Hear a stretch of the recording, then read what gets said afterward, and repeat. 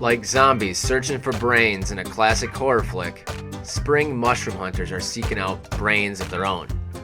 These brains are nothing more than a mushroom that is typically hand-sized and has the appearance of a brain, making this mushroom truly unique in many different ways. Welcome to Morel Truths, the mini-series. I'm Justin Yap, and over the course of several episodes, I will explore the theories, science, and traditions behind the Morel mushroom. Hey there, welcome back. Let's start by assuming you have already found your morels and have brought them home. The most basic procedures for cleaning and storage of your morel mushrooms are not irrevocable. But in this episode, I share some tips that you may find helpful. My favorite way of preserving morels. Alright, another great way to preserve your morels is to freeze them. You can dry them, that's the most common way to preserve them. And you can freeze them also. Once you have returned home with the day's catch, it is bath time for the morels. Take the morels to the sink and rinse them with cold water to remove any loose dirt and foreign particles. The next steps depend an awful lot on how quickly you're going to eat the morels. If you're going to cook them up right away, then you made a great decision. Just slice them in half, top to bottom, and fry them up. Cut it in half, the long ways, and then you can, it's easier to fry. And fry it in butter. That's what we do here when we send them out here or have a sampler here for them. Assuming you are planning to feast later, pull out a large bowl or storage container and begin layering the mushrooms in the container. Most people will layer the bowl with a moist cloth or a moist paper towel, which acts as a separator between the layers, keeping the morels moist as well. It is recommended to keep your morels moist, but not submerged in water. No soaking. I recommend not storing your morels in the refrigerator for more than 3 to 4 days before eating them. Although it has been said they will stay good for a week or so. Either case, no more than 7 days should go by before eating them. If for whatever reason you do not intend to eat them up within the 7 days of picking them, you have got to preserve them. And cut it in half.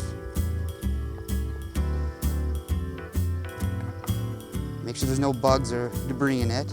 Now this is kind of a touchy process. What you're going to want to do is you'll clean them just like you normally would. You're going to cut the base, any nasty stuff off the base.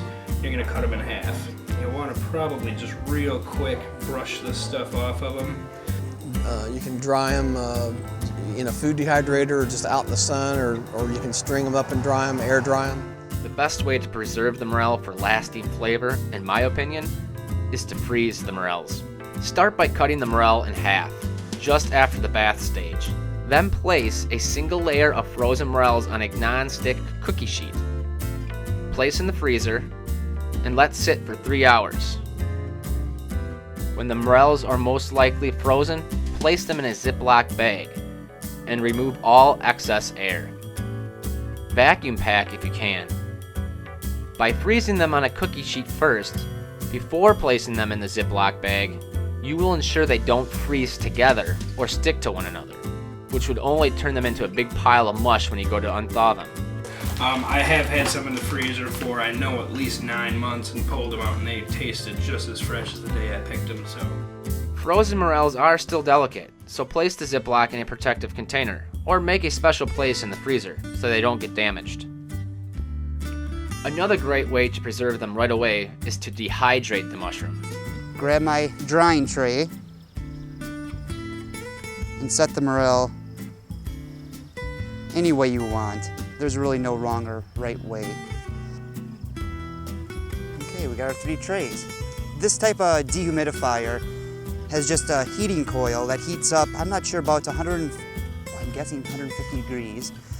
And slowly, after every hour, it releases water out of the morel until they actually turn into something like this. A little bit leathery, brittle. They should almost sound like rustling of leaves almost. So you just set them on here. Sometimes they're so big you can't get it completely shut, but after a few hours they will get a lot smaller. The real big ones I always leave on top because there's not a lot of room. As you can see, there's some gaps between there. But within about 6 hours, this will all compress down. Then you put the top on, and then just plug it in. There's no gauge of temperature, high or low or nothing. You just plug it in and wait about 2 days, I would say at least. What you would like to do is rotate these every, I would say, 6 to 8 hours. So the top goes on the bottom, bottom on top, and flip the mushrooms over because you just want evenly. Otherwise you're gonna have some that are done and some aren't. And then when you put them in the bag, one might rot your whole bag out, which I've had that happen quite a few times. So use a smaller bag. Once they come out, use smaller bags instead of the bigger bags, because if one is a little bit wet yet, you won't ruin your whole batch that you just dried. Usually it's about 1 ounce of dried morels will equal a pound of fresh morels. All right, thank you, Nate. Well, that concludes our edition 1 of Morel Truths. I have walked you through the fungal jungle and right into your home. Join me next edition as we explore many recipes on how to cook the morel mushroom, as well as the science and the folklore behind the morel mushroom. So stay tuned and happy hunting.